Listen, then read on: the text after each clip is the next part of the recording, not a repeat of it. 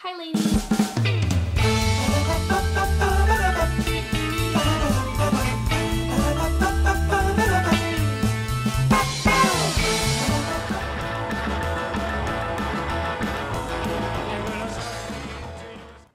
Happy Monday guys! Happy Monday morning, afternoon, or evening, wherever you may be. I've kind of taken this show from a Monday morning coffee show to a Monday whenever the heck time of day it is coffee show, because I can do that.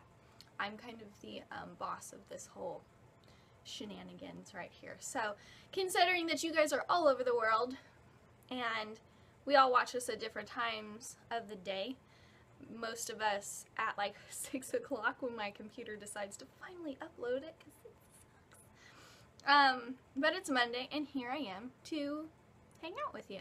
So I have my cup of joe in this very sassy apple cup. My mom is like the Martha Stewart of Oklahoma with less of a record. More power to you, Martha. So I have been really sick this past end of the week. As you guys know, my last video, I was out really late in the rain and cold with my mermaid shoot, and I caught something, but that was gone within the day. By that night, I was feeling okay. I took some NyQuil, slept all night, woke up, and I was sparkly as ever. But I went to work Black Friday, and I worked from 7 p.m. until 2 a.m. and my job was the carnival barker. Now what that is, let me give you a look into my job for Black Friday. So I'm pretty sure they looked at me and they said, we need somebody to be the carnival barker. Who is that going to be? Let's make Emily the carnival barker. She already is the one that dances through the store. Let's put her out front where we can put her on display and have everybody witness the ridiculousness that is the vintage doll.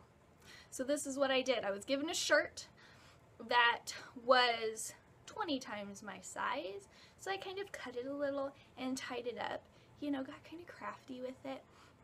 So I was feeling good. I was feeling good in my shirt.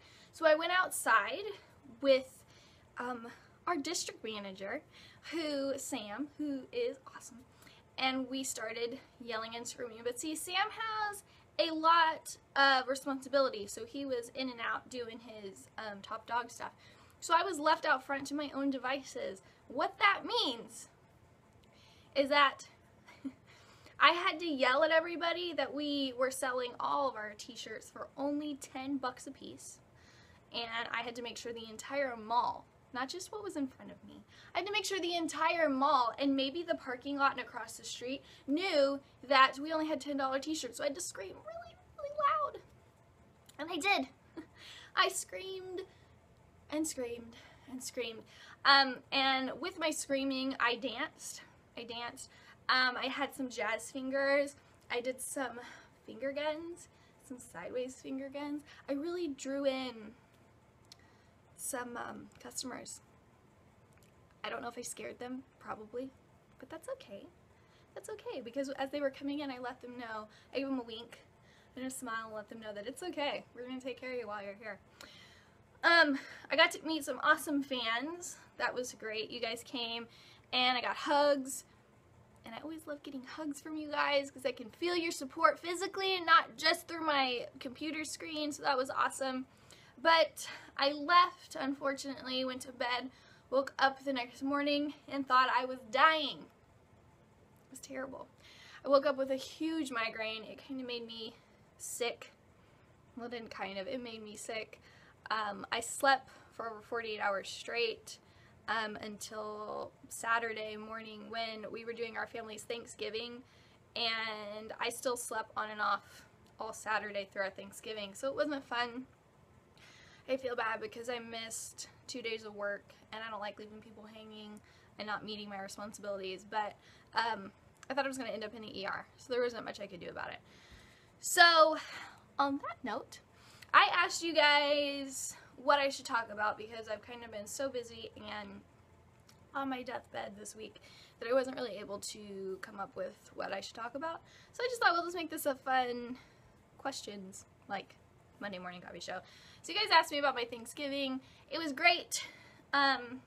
My dad's a long-haul truck driver, so our holidays are usually on days that are not the actual holiday because he's not home and people work. So we did ours on Saturday, and my mom decided that not just in the Thanksgiving mess, let's throw in some early Christmas mess. We decided to decorate our house during Thanksgiving for Christmas. So we had 4 children running amok through lots of boxes of lights and glittery things and things that sing all kinds of holly jolly tunes. But we went all out. We ended up doing the Christmas tree around 8 o'clock. The kids loved it. My 1-year-old was undecorating as quickly as we could put things up. So there's that. But we had a good time and we are excited for Christmas. Our Christmas plans are, we're really a traditional family. Everything that we do is really traditional. We decorate. We like to give the kids lots of fun stuff to do throughout the month. We do a lot of Christmas themed crafts and projects and cookies and baking, and if there's anything locally that we can take them to, like light shows or festivities, we do that. But the problem with Oklahoma is that it's freezing. Like, it's freezing. I'm 98 pounds. I have to wear like 30 jackets to even feel like I could survive out in that. It's not fun. But I put myself out there because I want my kids to enjoy the stuff that's out there. And kids that are really little, it's like they have no thermostat. It's 100 degrees outside. That's okay, Mom. We want to play on this plastic heat conducting park thing. Or it's below 0. That's okay, Mom. We want to roll in the snow and eat it because we can't feel temperature. We're children. I can though. And you parents, I'm sure, know what I'm talking about. I picked some of the questions that kind of made me giggle, and I thought would be fun to answer. So, one of them was, what is Oklahoma City nightlife like? Well, I'd like to tell you, but I haven't experienced it. I'm not a club person. I'm not a nightlife person. If I go out with like 2 girlfriends, and we usually go to the movies or we go to dinner. We don't do the get dressed at 11 o'clock, go out till 4 o'clock. I'm not a party person. I never have been. You guys know I was homeschooled, so I missed the big like high school teenage party thing. And I just didn't have any interest in it when I was an adult either. I was pregnant when I turned 21, so instead of getting wasted, I got spaghetti wasted. I went and ate my weight in spaghetti instead of drinking. I guess that's what you're supposed to do when you're 21. Just get completely... I don't condone that. I would want to enjoy my 21st birthday. If you want to have a drink or 2, because you can. You want to flash your ID and be like, look, I'm 21, yeah, go for it. But getting so drunk that you don't remember if your date was human or a panda bear, that doesn't sound fun to me. So I don't know. I know that we have a lot of clubs. We have Western clubs. We have regular hip-hop clubs. But I don't really like the environment. It makes me uncomfortable. I don't like being in dark, loud places where there's so many people and they're rude. And I'm not a fan of being in groups of people who think that they can do and say whatever they want because they think that they're they're just jerks, basically. And I don't like it when people think that they can touch me inappropriately. It makes me aggressive, and in not the fun kind of aggressive way. So it's probably best I just stay home. I like at home having friends over, going to dinner, going to see a band in like a dive bar where it's smaller. I like that kind of thing. I'm not a nightlife person. I hope that doesn't make you think less of me, but that's the truth. So another one that was funny to me was how Home Alone changed my life. Well, growing up, I had all 3 of the Home Alone movies. I had the first, the second, and the third, and we all know that the third was a letdown because they changed the cast. There was no Macaulay Culkin. It wasn't the same, right? And when you have movies that are all the same movie, just different, it's got to be the same.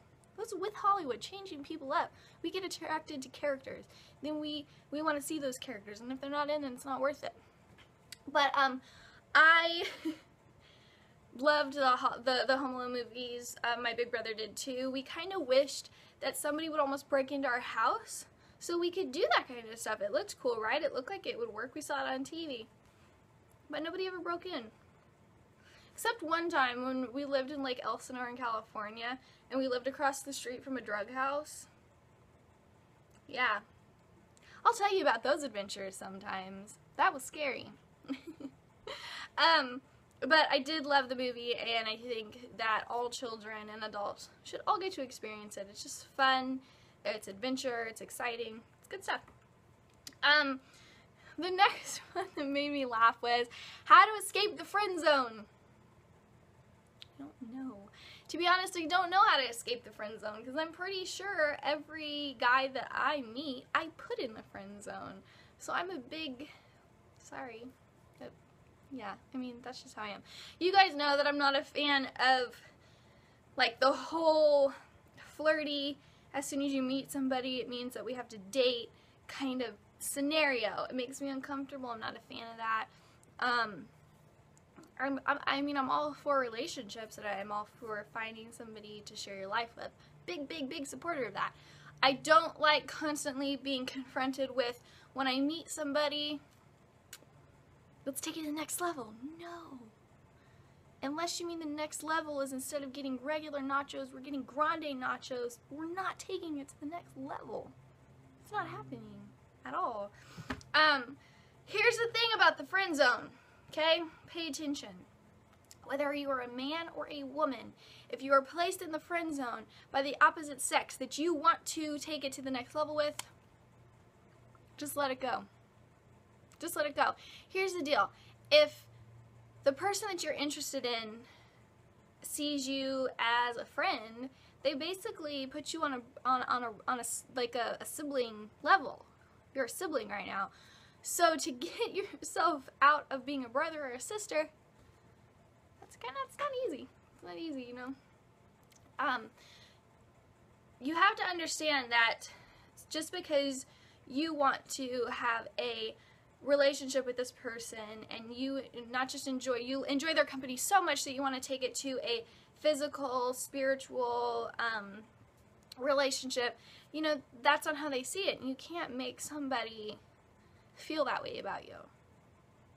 And that's just the honest truth. And I know that can be heartbreaking because you feel so much for this person. You love them and you just want them to love you back, and you just are like, if you would just give me a chance, I promise I would change your mind. But the thing is they've already made up their mind, and unless somewhere down the line everything changes for them, I don't think it's healthy to just stay in that spot where you're just hoping and praying that someday they'll feel the same way. Especially because in a lot of cases, the person in the friend zone is used by that friend. You know, because you're so in love with them, you would do anything for them. And they abuse that. And they don't really necessarily always see that they're abusing that. They just know, well, you're a really good friend. And you're like, well, yeah, because I'm in love with you and I would die for you. So, yeah, you know. And if somebody doesn't feel that way for you, you cannot spend your entire life waiting, because you can miss out on the relationship or the person that is meant for you. You know, in the cards of life, we all have our king and our queen, but you can't go through the entire deck waiting to find them. You need to sometimes learn to let go of what's right in front of you just because it's there and just because it looks sparkly and amazing. If it's not reciprocating that emotion and reciprocating that feeling, move on. You're worth more than that. You know, you're worth somebody loving you back. You're worth somebody giving you everything that you're giving out to that other person. So don't spend your time hoping and praying and thinking, well, maybe eventually. If you're in the friend zone, you're probably going to stay in the friend zone because they don't see you on the same level that you see them. They enjoy your time, they enjoy your friendship, they love being around you, but they don't want to be intimate with you on every level that you want to be intimate with them. So, in my opinion, I was in the friend zone once. But I was, in my opinion, a child. But it still sucked. My big brother's best friend through our entire childhood, his name was Nick. This is when I lived in Southern California. And he was a skateboarder, and he had the spiky hair, and I was in love with him. I was 10. I was a baby. I didn't even know what love was. But I knew that I was infatuated with this kid, and I just wanted to hang out and learn how to skateboard, and I did. My big brother was a great big brother. He let me hang out with him and all of his friends, and because him and I were best friends.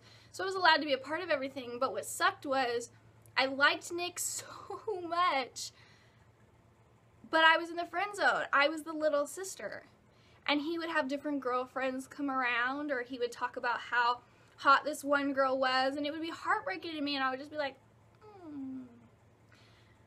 I was always going to be the little sister. Always, always, always. And you know, I didn't confess my love to Nick until I was, I think, 17 on MySpace, when we found each other on there and we're talking back and forth, and it was just a big joke by then. He was like, I never would have guessed. You were just Bear's little sister. I never would have guessed. But to me, it was heartbreaking. But it's not so heartbreaking now. You know, I moved on, and my life has gone in different directions, and Nick will always be my first crush. I'll always remember being in the friend zone and how much it sucked and how I just wished he would notice me. I bought a denim mini skirt for you and you didn't notice. But I'm still okay. So I think that when you're in the friend zone, the most important thing is to realize you're worth more than the friend zone. You need to appreciate that friendship that you have and embrace it. But if you can't, it's best to just let go. And if you feel like you need to tell them how you feel about it, tell them how you feel about it. Be like, I love you with every fiber of my being. And I don't just want to be buddies, I want to be more than that. And if they don't appreciate that, and you guys can't move on as friends, go your separate ways. Life is short. And you're going to come across a lot of people that you have different types of love for. It doesn't mean that that's the one that you're meant to be with. And I think that we come across different relationships where it's different types of love. You don't only have one love in your entire life. You have different types of love that build up to that one love that you're supposed to end up with for the rest of your eternity. So you need to learn from the loves that you come in contact with down the road until you find that person. I learned things from Nick.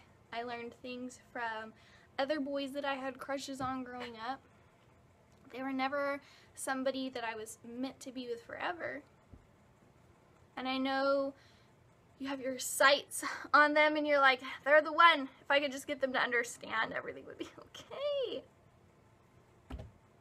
If they never understand and it's never going to be the same feeling for them, you're wasting a lot of your time. Time that you could find somebody that returns that love. And you deserve that. You deserve as much love returned to you from somebody as you give out. And that's what you need to focus on. So the cold, honest truth is, once you're in the friend zone, you're going to stay there. But that's just a good reassurance that that's not who you're meant to be with. I mean, that's okay. You're going to survive. I promise. I wouldn't lie to you. It's going to suck. The truth sucks. Accepting things sucks. Being held accountable for things sucks. But that's real life. And we're all here. And we're all going through it together. So I think I've talked your ear off enough.